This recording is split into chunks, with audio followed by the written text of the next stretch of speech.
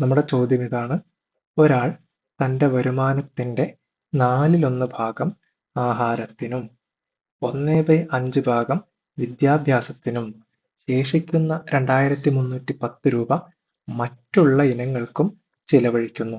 അങ്ങനെയാണെങ്കിൽ അയാളുടെ ആകെ വരുമാനം എത്ര? ഓക്കെ, അപ്പോൾ അയാളുടെ ആകെ വരുമാനം മൊത്തം അയാൾ ചെലവഴിക്കുന്നുണ്ട്. ആകെ 100% ആണെങ്കിൽ അത് മുഴുവനും അയാൾ ചെലവഴിക്കുന്നുണ്ട്. അതിലെ 1/4 ഭാഗം എങ്ങനെയാണ് ചെലവഴിക്കുന്നത്? 1/4 ഭാഗം ആഹാരത്തിന്, പിന്നെയുള്ള 1/5 ഭാഗം വിദ്യാഭ്യാസത്തിന് ചെലവഴിക്കുന്നു.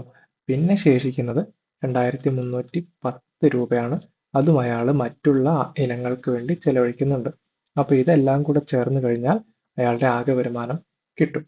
അപ്പോൾ 1/4 ഭാഗം എന്ന് പറഞ്ഞാൽ അയാളുടെ ആകെ വരുമാനത്തിന്റെ 1/4 ഇൻറ്റു അയാളുടെ വരുമാനം ഉണ്ടാവും, അയാളുടെ ഇൻകം എത്രയാണോ അത്, ഇൻറ്റു അയാളുടെ ഇൻകം എത്രയാണോ അത്. ഓക്കെ, അത് ചേർന്ന് കഴിഞ്ഞാൽ അയാളുടെ ആകെ വരുമാനം കിട്ടും. ഇനി 1/4 നമുക്ക് എങ്ങനെ എഴുതാം? ശതമാനക്കണക്കിൽ അതിനെ 25% എന്നെഴുതാം. പിന്നെ 1/5 നമുക്ക് എങ്ങനെ എഴുതാം? 20% എന്നെഴുതാം. 1/4 എന്ന് പറഞ്ഞാൽ 25%ആണ്, 1/5 എന്ന് പറഞ്ഞാൽ 20%ആണ്. ബാക്കി 2310 കൂടെ ചേരുമ്പോഴേക്ക് അയാളുടെ ആകെ വരുമാനമായ 100% കിട്ടും. ഇനി നമുക്ക് ഇത് രണ്ടും കൂടെ ചേരുമ്പോൾ എത്രയായി? 20ഉം 25ഉം 45% പ്ലസ് 2310 ഈക്വൽ ടു 100%. ഇനി 2310 ഇവിടെ വെക്കുക, ഈ ശതമാനത്തിനെയും കൂടെ അപ്പുറത്തേക്ക് കൊണ്ടുപോവുക.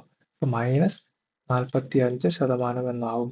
അപ്പോൾ 2310 ഈക്വൽ ടു 55% എന്ന് കിട്ടും.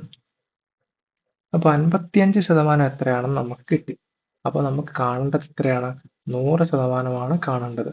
അപ്പോൾ 100% കണ്ടുപിടിക്കാൻ ഈ 55%-നെ 100%-ത്തിലേക്ക് മാറ്റിയാൽ മതി. അപ്പോൾ എന്ത് ചെയ്യണം? താഴെ ഒരു 55 കൊടുക്കുക, മേലെ ഒരു 100 കൊടുക്കുക. അപ്പോൾ ഇത് 100%-ആയിട്ട് മാറി. അതേ കാര്യം തന്നെ ഇപ്പുറത്തും ചെയ്യണം.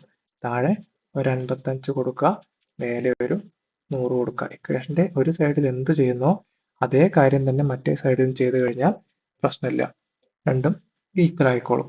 അപ്പൊ നമുക്ക് ഒരു സൈഡിൽ 100% കിട്ടും, 55ഉം വിട്ടും ഇവിടെ 100% ബാക്കി, അത് ഈക്വൽ ടു ഇനി ഇപ്പുറത്തെ സൈഡിൽ എന്തുണ്ട്? 2310 ഡിവൈഡഡ് ബൈ 55 ഇൻറ്റു 100. ഇത് ചെയ്ത് കഴിഞ്ഞാൽ നമുക്ക് ഉത്തരം 4200 എന്നാണ് കിട്ടുക. ഇതാണ് ആൻസർ. ഇത് ചെയ്യാൻ വേണ്ടിയിട്ട് 5ഒക്കെ തമ്മിൽ വെട്ടുക. ഇവിടെ 11 5ഉണ്ട്, ഇവിടെ 25 ഉണ്ട്. പിന്നെ 11നെ 20 കൊണ്ട് ഗുണിച്ചാൽ 210, 231, അപ്പോൾ 21 വരും. അപ്പോൾ 210 വരും. 210 × 20 ഈക്വൽ ടു 4200 ആണ് ഉത്തരം.